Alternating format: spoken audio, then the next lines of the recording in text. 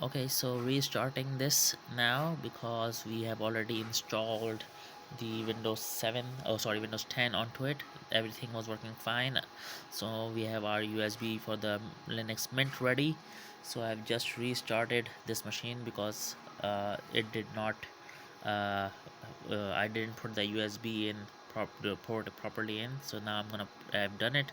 I'm gonna press F9. So it is gonna take me to the boot menu.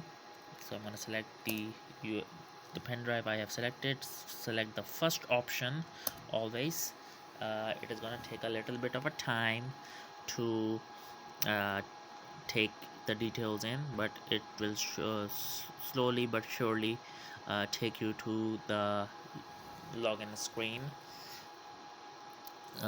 Just ignore all of these things that may pop up, because as you know, Linux is a command line based OS with the support of a desktop, but usually most of the things in Linux, either Mint or Ubuntu, CentOS, all of them come via the terminal. The user who you have already used Linux might know this as a terminal command line.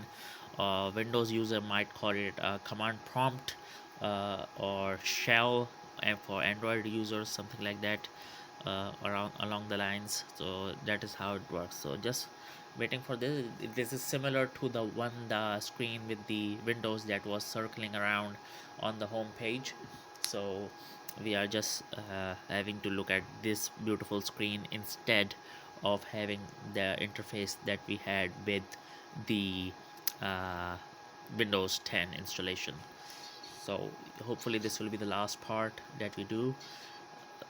Not many demons after it. So yeah, as you can see, it has gone completely black. Just ignore my reflection. I already look hideous. So yeah, uh, this first of all, the cursor will come up somewhere around here, and then the main interface will come in. So you can use this as a tutorial to install Linux Mint directly, or you can use this to install it via dual boot also. So I'm gonna show you both methods here. Just remember, we left around 19 to 20 GB space while we were installing Windows 10 for this particular reason. But if we want to completely get rid of the Windows, we can use that as well, and we want to have a dual boot, we can do that as well. So the easiest way for them to do it, I will show you right now. We can use that 20 GB or 19 GB remaining space for something else, maybe a D drive that can be used on both Linux Mint as well as the Windows 10 interface as well. So this has popped up, and there's two options over. This one's the USB from which I am installing, and this is basically the installation setup for Linux Mint. So I've pressed open. It may take a little while to open up. What I'm gonna do this time though is I'm not gonna connect it to the Wi-Fi straight away, because it takes a lot of time when we do it. What we can do instead is, once the complete setup is completed, I will put the update command onto the command line, and our required drivers or each and everything will be available on after the update has been completed for Linux Mint from the command line. As you can see, that is the icon, that black little icon, that is the command line icon. Okay, so we're gonna terminate in English, so we're gonna select English. Don't worry, it happens sometimes, it may freeze. We have selected English. We go to continue, and the second thing, it is gonna ask us for the computer keyboard layout. We are not going to connect to the Wi-Fi right now, so we are just gonna press continue to make sure we get this installation completed a little bit quicker compared to what it would take. So install multimedia codes, that's for the what you call it, the videos or the flash players, each and etc. So it says he has detected this has been mounted partition because we have already installed Windows to it, so we are going to say no to it because we are not going to change any of the partition that has already been set, that have been done for the Windows. So we press no.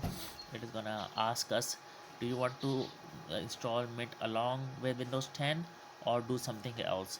Safe part will be to do along with the Windows 10, but since we have stored some space already, we're gonna try something else and try if we can get the boot menu onto it. So as you can see at the top, right at the bottom, there is 20 GB free. We're gonna press plus from here. We are gonna select primary end of the space, and this should be called as a slash, and we are gonna put 1 5 over here, 1 5 or 1 6 or 1 7 over here, which means 17 GB is going to be what this going to occupy. You may notice this will become a format button, like it will ask this particular space to be formatted. Okay, now the remaining space, the 15.613, we can either change it or you can use this for the boot depending on your requirement.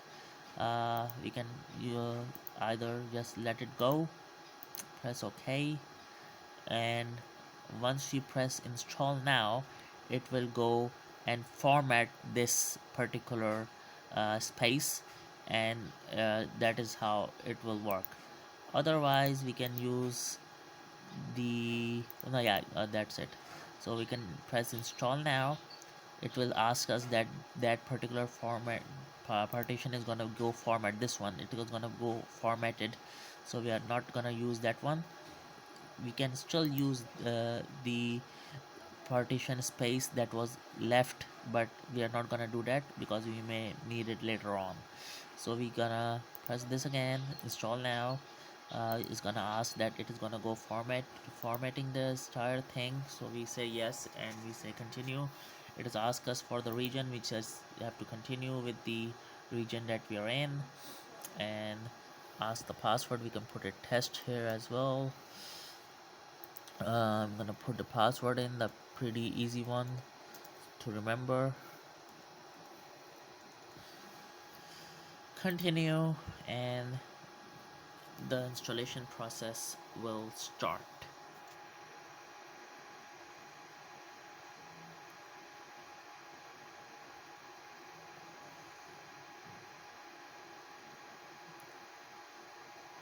Maybe in a bit or something like that.